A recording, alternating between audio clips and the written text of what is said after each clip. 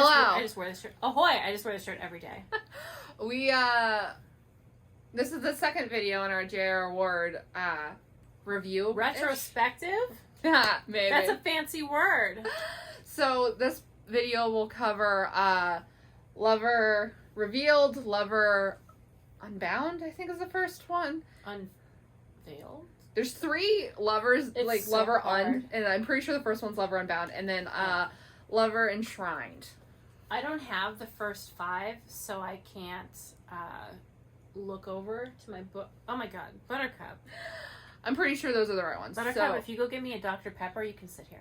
in our last video with the J.R. Ward review, Retrospective! we explained how we got into J.R. Ward and the first 3 books. This is the books 4 through 6. Mm-hmm. So, we're starting off with a weak one. The weakest one, I think, in the entire series. She's on book 9. I'm way ahead of her. You're right. I can't say weakest in the series when I'm only on book 9 of 84.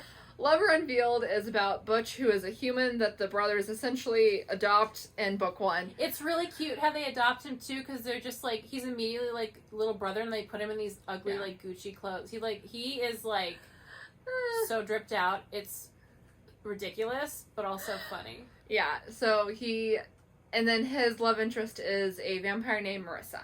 She is the one who feeds the king, right? Or she was his betrothed before he met Beth. He never married her because he didn't want to ascend to the throne. And in the middle of that book, she essentially dumps him so that, both because she's upset, but also because he clearly loves Beth and she's just like, fine, go have Beth. But she's a lot sweeter than that. She's a very gentle person. She's very innocent. Yeah, so she's part of the vampire aristocracy. And she's not viewed well because Wrath didn't mate her, essentially. So they think there's something wrong with her. There has to be some kind of defect. And it's so common of a thing that she hears that she kind of thinks it too. And then Butch is an ex-cop. And he did beat someone up in the first book. All cops are bad. Yeah, Butch sucks. He's so boring. He's a bad cop. He's a bad dude. He's very selfish. Yeah, so he's like a middle-aged ex-cop who tried to sleep with Beth in the first book. Almost got killed for it. Mm-hmm. Yeah. Just, honestly. That was great for me. And he pretty much forgot about Beth the second he saw Marissa. Beth is like his really good friend, by the way, though, still. Yeah. They're super good friends. They hang out. He lives in her house because they all live in the one. Because at the beginning, or the end of book 1, Wrath said, I'm calling all my boys home and you all have to come live in my house with me. Like, we're fraternity brothers. So the funniest part of the series is watching slowly just more women appear in the house. And it's just like hoe upon hoe. Just like all in their business. Do you think there's just always moaning in the house? They can all hear it. That's awful. I would hate that if I was trying to eat my Cheerios and just someone was coming in the room next door. Just like, I have to dump this down the sink. Thank you. But, so at the beginning of the book, Marissa, or actually, there's so much, this book is actually pretty plot heavy. Yeah. So, essentially, there's this prophecy, which J.R. Ward isn't great at prophecies. I thought the prophecy aspect was kind of lame myself. But there's this prophecy that there is someone called the Destroyer who will eventually take out the Lessers and the Omega, I believe. And, spoiler alert, we're going full spoilers. Like, that's not a joke. Balls out. Here we go. Butch is the Destroyer. And at the beginning of the book, he's feeling down in the dumps because he hasn't seen Marissa for a bit. And he is feeling like he's a mooch, which, I mean... He is pretty worthless. He's kind of mooching off the brother. The boys just, like, have a ton of money. So, like, they get him all this nice stuff and he's not doing anything. He's basically their pet human. But, like, in a sweet way, because they care about him a lot. Like, him and him are super close. Yeah, like, really close. Yeah, like, really, really close. So, he's feeling down in the dumps, and he comes upon some Lessers that are attacking a civilian. And so he decides he's going to interfere, and he ends up getting snatched by the Lessers, and the Omega decides, I'm going to send this human back to the brothers as like a kind of a Trojan horse kind of thing. So he partially changes him into a Lesser and then dumps him. And that's what essentially is going to turn him into the Destroyer. It's a whole thing. Roll with it. And then Marissa, at the beginning of the book, is having issues with her brother because he is a misogynistic asshole. And when she doesn't conform immediately, he kicks her out. We should mention, I like her character, but she's so deeply naive. Yes. Like, they make her really, really, really naive. She's like 400 years old, but she doesn't know sex. I don't like that kind of thing because, like, specifically that makes it feel like anyone would be taking advantage of her. It's like, why is she so old and she doesn't know anything? She's very isolated, but she's still a person who's been around for hundreds of years, and she acts like she doesn't know anything about anything. I'd have less of a problem with it if it was like every woman in it's called the Glymera, the aristocracy. If every woman was like that, I'd have less of a problem with it, but it's made pretty explicit throughout the books that most of them aren't like that. It's really just a handful, and like Marissa's one of them. So I agree. She's like, I don't understand how, especially like in the 2000s, you'd get away with not really understanding sex. She probably doesn't have access to a computer or anything. She doesn't have any friends. The only person she was really talking to other than her brother was like Wrath, right? Yeah, but like, what does she do with her day? She can't needlepoint all day. Did she do anything though? Because it kind of was insinuated she really doesn't have any kind of a life. She fell for Butch. So obviously she wasn't exposed to a lot of men. Yeah. And like, Butch he's not fun. He's a dud, I think. This book feels like a little bit of a dud because I don't care about Butch and I don't care about her too much. There's parts of it I really like. V has a lot of parts that I adore. But I love V. But the thing is, Butch isn't fun. He's not a fun, like, male, like, traditional male protagonist. Like, his toxic masculinity is boring, basically. This is, like, real toxic It's not the fun fantasy, like, toxic masculinity. It's like, you'd see this at a gas station. Yeah, and it makes him very much not fun. Yeah, so I don't like that. Like, I don't want to hear this guy at Target scolding his wife. And then he tops it off by becoming, like, really religious. Yeah. Big turnoff. I never liked Butch, and this was the first time I was reading where I was like, oh, maybe I'm not going to get through these because I just didn't care about him. But the books are so strong that the stuff around him was still good. He was the most boring part of it. But even that, too, I was still, like, endeared to his love of her. Marissa has a better story arc, in my opinion, because it's basically the typical story you'd see with a character like her, where she starts out as a very unempowered, weak, and I mean that, like, meek, yeah, woman, and then by the end of it, she's in charge of her life. She's an agency now. And, like, there's some people would say it's problematic because she finds her agency through a caregiving role. She essentially starts a women's shelter, and she's taking care of these women and children who need her help.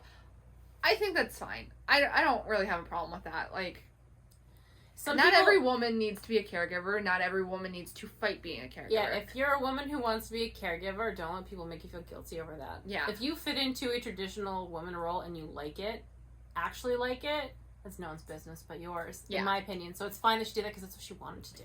Yeah, and it's like, it's a good thing she's doing. She's one of the few women in this series that I feel like has a, like, purpose completely outside of her relationship. So, that's nice. And, there's some things that are just, like, a little on the nose. Like, she starts wearing pants in this. Well, she got forced into, like, everything in her life. She didn't get choices in anything, including what she wore. So it's like a bit like Beth takes her aside. Beth and Mary, or just Beth? I can't remember. Beth and Mary. They take her aside and they're like, here's some clothes for you. Enjoy being alive for once. Yeah. Because Beth is pretty nice to her considering she was her husband's suckle buddy for a long time. Yeah. Beth's just like that, though. She's very chill, but the chill could be because she's underwritten. She's just kind of like that. She gets more throughout the series. She's just kind of like that. I'm waiting because I'm still relatively early in the series. Book 9, there's also spin-offs. Mm-hmm. So, like, there's a lot of stuff. And I will say that despite, like, some of the story beats with Marissa being a little on the nose, a little predictable, she has one of the best moments in the entire series. It's at the end. Throughout the whole book, the Glymera is trying to make it to where all of the unmated females in the Glymera will be secluded, which basically means locked in a room with only, like, male supervision. And at the end, Marissa's the one who stops it in a, like, amazing moment. And it was like, she didn't fight, she was just a little bit smug, but in a good way. And because she had control. She knew she had all the control, and she's just like, I'm taking care of this. And I liked it. Yeah, so, like, even the worst parts of these are not without charm. Yeah. So that's good. Butch doesn't really have much of an arc other than becoming Catholic. Or I guess reconnecting with his Catholicism. Sure. Butch is boring. That's it. Like, I never liked him. Because I felt like he was just there to be like a sort of triangle for Beth, and it's just like... It doesn't feel like he had any growing to do in this book. It felt like all this book was about was him finding his place within the Brotherhood. He becomes a vampire, essentially, which is not, like, within the mythology of these vampires, so it's, like, a really big deal. So he becomes a vampire, and he finds his place in the Brotherhood, but that's his only arc. It's, like, he did nothing emotional. His greatest purpose is being used by the vicious arc, I think. Yeah. That's his greatest achievement, is it was good for someone else. I think I gave this, like, 3.5 stars bumped up before. That sounds like what I gave it to, probably 3. Yeah. So, the next book, Lover Unbound, is the one where we're going to have to lay a whole heaping pile of disclaimers on. So, as I mentioned in the last video, these books are problematic. If you don't like reading that kind of stuff, you're definitely not going to like this book. It's not going to be your thing. Honestly, just don't even bother. I didn't think it was that bad. Some people would disagree with you. Well, I mean... I read these for fun. I don't need them to be realistic or good in, like, moral sense. You know? Yeah, if I wanted morals, I'd definitely pick a different avenue than smutty vampire books. So, basically, Vicious in the last book, Vicious and Butch are very, very close friends. And Vicious in the last book was starting to realize that closeness on his part was at least a little bit because he wanted to have sex with Butch. He's in love with Butch, just a little bit. God knows why. I know, right? V could do so much better. Yeah. And then there's Jane Wickham, who is a surgeon at, I think she's an emergency surgeon at a hospital. And Jane meets Vicious when he gets shot by a lesser and he's accidentally taken to a human emergency room. And he goes 0 to 60 on his attraction to her immediately. He, like, basically sees her and he's just like, mine. So he kidnaps her. I don't condone it. I do. It was hot.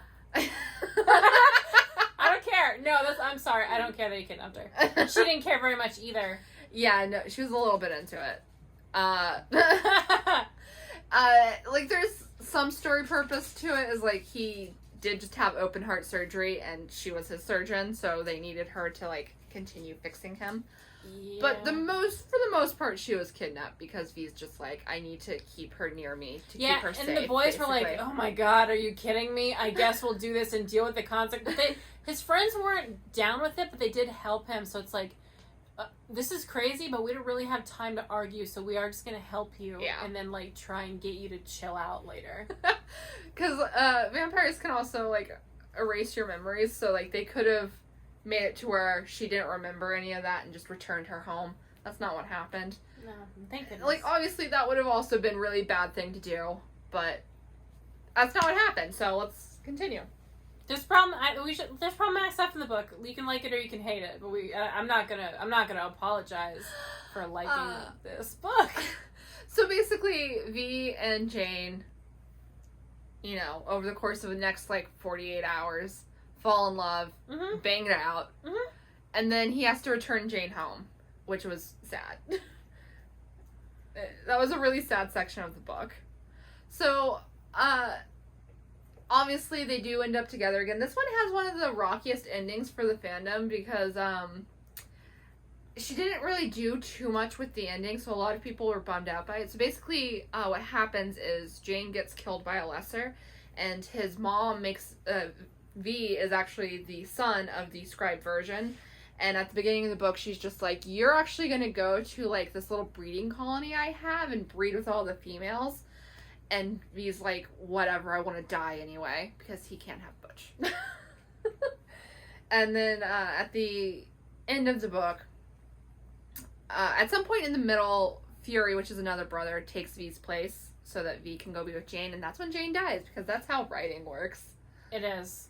Which is, like, that's not my favorite trope, is, like, something really good happens right before something really bad happens, so you feel worse. I hate it more when it's in young adult, what they do is a character loses her virginity right before, like, something bad happens, and I hate that one. I hate that one. The one I hate is a character revealing that they're going to get married, or they're going to try for a baby, and then they get killed. I see that so much. So The Walking Dead? That also happens in Star Trek. Walking Dead, before I stopped watching, was so bad. You can always clock when a character's going to die because they have some monologue about how they're going to try and move on and find happiness, or that they're good now, and then they immediately die. Mm-hmm. And, like, I stopped watching the show because I got really, really sick of that. So, at the end of the book, his mom sacrifices something of hers in order to bring Jane back as a corporeal ghost, essentially. She can go corporeal, she can go non-corporeal. And a lot of readers were a little iffy about that because it's more of a bittersweet ending because she is dead, but they do get to be together. Mm-hmm. I was okay with it because it's like, well, she is there. It's a little weird, that solution to her humanity is that she's just dead. But she wrote it off in a way that was like, okay, I gotcha. Like a wink, wink of like, she's dead, but not really, because she can literally, like, she can make herself corporeal with no effort. She feels physically exactly like she used to when she was alive. She won't age. So basically, she's just, like, living dead, but in a way with no real consequences. Yeah. So it's like, all right, I get it.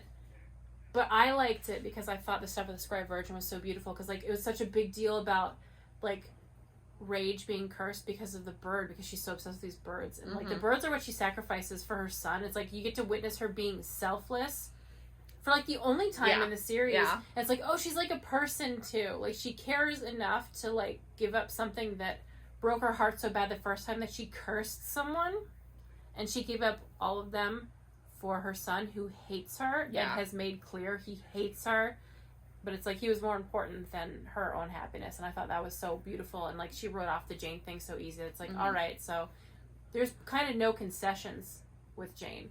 Because it's not like, I'm alive, but I can't feel you. Or I'm alive, but my friends can't see me. No, she got it. She got her cake and she got to eat it too.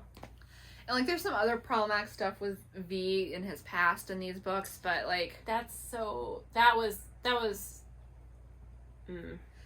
one's hard that one's hard for me to deal with. I'm not gonna go into too much detail, but essentially he did some things that are questionable at best. That I was surprised that she did. Yeah, because I thought that was a lot. And then Jane was an okay female protagonist for the series. She had the most personality. I think she does have a lot of personality, and she retains it, and she also has a purpose. Yeah, she's the doctor for the greater good for them. Yeah. She pops up more in all these books than any other girl pops up after her book is over. But yeah, I'm trash for V, so I gave it 5 stars. I love V. I love him almost as much as I love Z, and now with like all the John stuff, I don't know who my favorite is, because Z is like not even in them anymore, but John is so prominent that I almost want to say John's my favorite. Okay. I love him. So yeah, I gave it 5 stars. I gave it 5 also, because I love V. And then we move on to book 6, Lover Enshrined, which is Fury's book. Fury is Z's twin brother, and he is also the one who took V's place as, they call him the Primale, which basically he's the one who's supposed to breed with all of the Scribe Virgin's chosen females. He's the stud. Yeah. He's also a virgin. Yeah, so. He took a vow to not live his life until Z was saved, and he didn't consider Z saved ever. They make a big deal of his virginity, but it makes sense for him specifically, because there's other characters she doesn't make a big deal about it with, but it's a big deal with him. So... Because it's a sign of him not moving on. Yes, exactly. And Fury also has an addiction problem. A drug addiction problem. A pretty severe one. Just a little. Yeah. So basically, Fury has grown up in the shadow of his brother's absence. Like, his parents weren't there for him. His mom basically was bedridden from the time Z disappeared. His dad was a broken, like, shell of a man, and he made a vow when he transitioned that he would find Z. And his parents died before he could find Z and bring him home. And that's basically left him... And then when he found Z, Z was, pretty broken. So it left him destroyed. A little bit of Arrested Development, I think. Yeah. And he deals with all of this stress by smoking something called red smoke. It's like the vampire equivalent of marijuana. It's so cornball. Everything is so cornball. They just, like, carry these joints around. They're all just smoking weed all the time. Yeah. And it's, like, it's goofy. Uh-huh. I'm sorry. There's a lot of goofy stuff in these books, but she leans in. Yeah, just roll with it. If you roll with it, you can enjoy it. But, anyway, this book's the most plot-heavy book out of all of them. Romance takes a severe backseat, and Cormia has no personality, in my opinion. The romance is so weak in this book, and it really bothered me their first time. It was like at the tail end of the book, and it was like bad. The way she did it, it felt like she quickly wrapped up their romance because she was running out of time, and it's like your books are 85 hours long. Yeah, it's like this book has, as I said, the most plot because there's a character named Lash who turns out to be the son of the Omega, and he and John have a thing. We'll get more into that in John's book because it's more about John's backstory, but essentially the Omega calls him home, and Lash is just like, he leans in real hard to being the son of pure evil. The Antichrist, kind of. Yeah, so he essentially rounds up all the lessers and does raids on the vampires, and there's like a ton of death, there's a ton of brutality. He does a ton of terrible things, and the book focuses a lot on that because it's a lot to deal with. And then also, like, John's best friends Quinn and Blay, who are main characters in a book later on, are getting featured more. They have a lot going on. Like, there's so much development with John, Blay, and Quinn. Like, yes, that's good, but also bad because it feels like there's so much development with these characters, and then, like, these other characters have none. So it's like you're capable of it, but you're not giving yourself the time. Yeah, a lot of people don't like this book because it doesn't focus on the romance very much. And I see that and I agree with it, but I feel like it's also sad because, like, Fury's story is so good, in my opinion. I liked it. I just didn't have a lot of investment in the romance because you're right. Yeah. There wasn't much to her, and it was just so much about other things, and I cared more about his healing than him getting a mate. Yeah, it's like he's going through so much because Cormia is his, like, first mate. She's part of the Chosen, and he's supposed to sleep with her, but he's not because, again, the Arrested Development stuff. Yeah. And it's like he has to deal with all the stuff with his parents and the fact that Z, like, his kind of resentment towards Z for not, like, trying harder for him, and, like, his own self-hatred and his addiction and the fact that he's failing everyone he knows. It's, like, a lot for him to deal with. Also, isn't Fury the one that had a thing for Bella? Yeah, and he thinks he's in love with Bella. It has one of my favorite lines in the entire series where Bella is just like, you're not in love with me, you just are great, or you're just thankful that I basically did what you couldn't do with Z. Which is, like, it's a beautiful moment. So sad. It kills me a little bit. Like, it's so good, and it kind of sucks that because it's a romance series, it doesn't get, like, the recognition that it deserves. I feel like a lot of people talking about these would probably mostly just talk about, like, the hot sex stuff. It's like, that's, like, the least interesting thing that like, there's so much depth to these, like, smutty vampire books. Mm-hmm. It's like, these books have no right to be so good and so deep when it's, like, labeled. Like, you look at the covers of the book, you look at the titles of the books, it's, like, presenting itself as just, like, fun smut. It's like maybe some of the deepest stuff I've ever read in my entire life that wasn't a memoir. When we talk to our friend about it, our friend Kendra, we always exclusively call it vampire smut.